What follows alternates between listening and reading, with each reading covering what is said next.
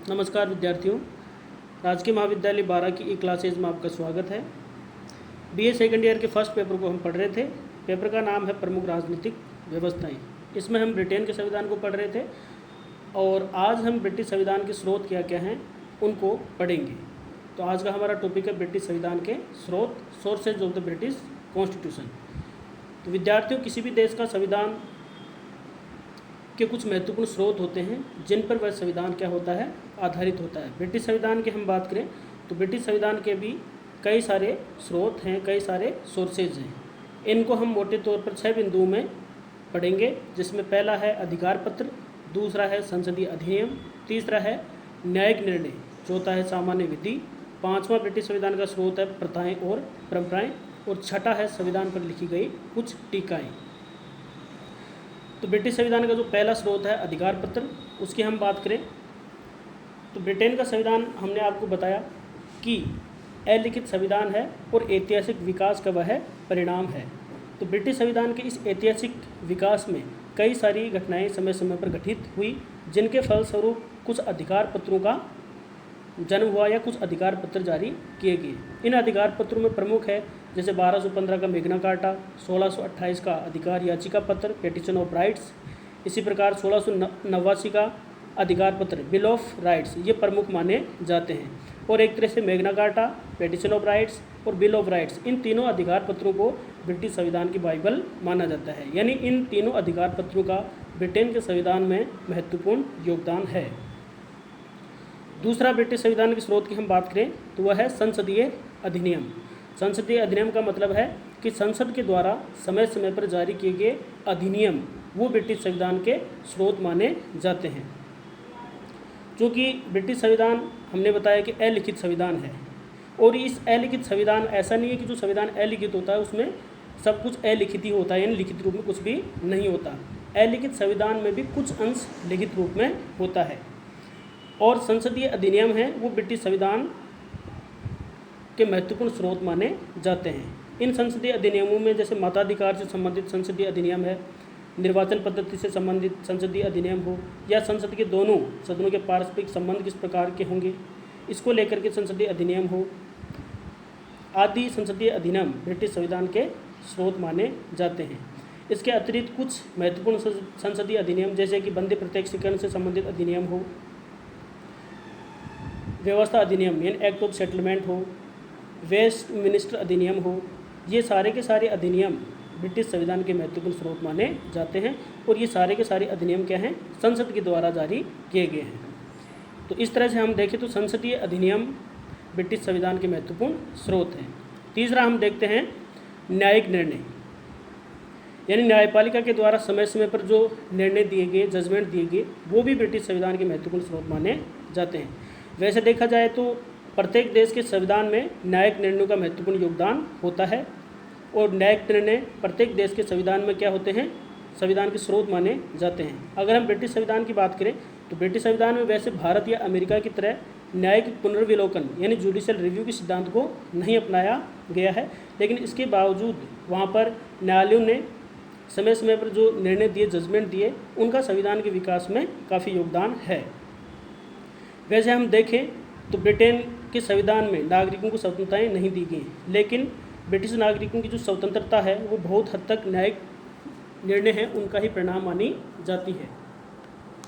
इसी प्रकार से कुछ जो प्रसिद्ध केस हुए जैसे विल्किस बनाम वुड का केस है, उसमें न्यायपालिका ने ये निर्णय दिया कि किसी भी व्यक्ति की तलाशी या उसके कागजात को अधिकार में लेने का सामान्य अधिपत्र यानी जो वारंट है वो अवैध है। इसी तरह से सोमरसेट का जो केस आया उसमें ब्रिटेन में दास्ता का अंत कर दिया गया। तो इस तरह से यानी न्यायपालिका के द्वारा वहाँ पर समय समय पर जो निर्णय दिए गए वो ब्रिटिश संविधान के महत्वपूर्ण स्रोत माने जाते हैं। चौथा ब्रिटिश संविधान के स्रोत की हम बात करें तो वो है कॉमन लॉ, सामान्य विधि। तो यहाँ पर सामान्य विधि से मतलब उन वैधानिक नियमों से है जिनका निर्माण संसद या सम्राट ने नहीं किया, यानी उनसे भिन्न है। संसद या सम्राट के द्वारा जो विधि जारी की जाती है उससे भिन्न यहाँ ये सामान्य विधि है। यहाँ पर सामान्य विधि का मतलब है कि जो रीति रिवाज या परंपराएं जिनको न्यायालय ने स्वीकार कर लिया वो सामान्य विधि मानी जाती है। और ब्रिटिश नागरिकों के मूल अधिकार और स्वतंत्रताएं ये सब सामान्य विधि पर ही आधारित हैं। यानी सामान्य कानून संसदीय अधिनियमों की भांति न्यायिक निर्णयों के साथ साथ निरंतर प्रगति करता रहता है। सम्राट के जैसे विशेषाधिकार हो, संसद की सर्वोच्चता हो, फौजदारी अभियोगों में जूरी की व्यवस्था हो, आदि सामान्य कानूनों पर वहाँ पर आधारित हैं। इस तरह से जो सामान्य विधि है, कॉमन लॉ है, वो ब्रिटिश संविधान का महत्वपूर्ण स्रोत है। पांचवा हम ब्रिटिश संविधान के स्रोत की बात करें तो वह है प्रथाएं और परंपराएं।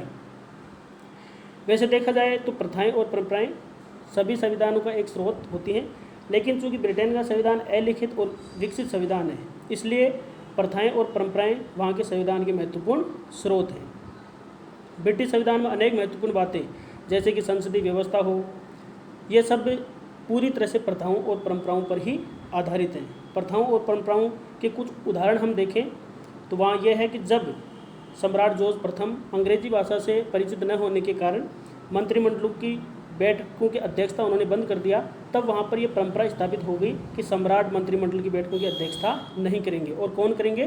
प्रधानमंत्री मंत्रिमंडल की बैठकों की अध्यक्षता करेंगे।